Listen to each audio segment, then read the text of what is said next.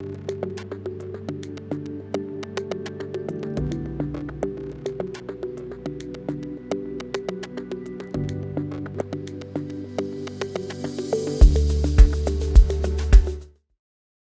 plant fill tool here is also very useful and can save a lot of time.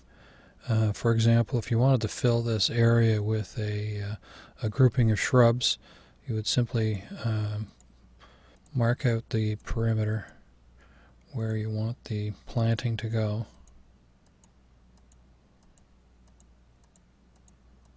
And join it up, and automatically it's defaulted to some butterfly bushes, but you could certainly change that up, and you can also change the number of plants that are in. I just reduced the number of plants to 2, and you could just increase it and fill it to as many as you want, and it does it all randomly, which is really nice because it gives it a very naturalized look. So, and once you've got your all your areas that you want to fill, you can continue to put in more shrubs and plants. And why don't we plant in some more plants in here?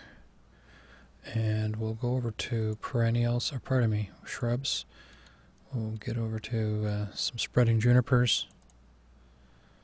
And again, we can copy and paste those into place. Have as many as we want, of course. And we can go back to the front, copy another few arborvitaes.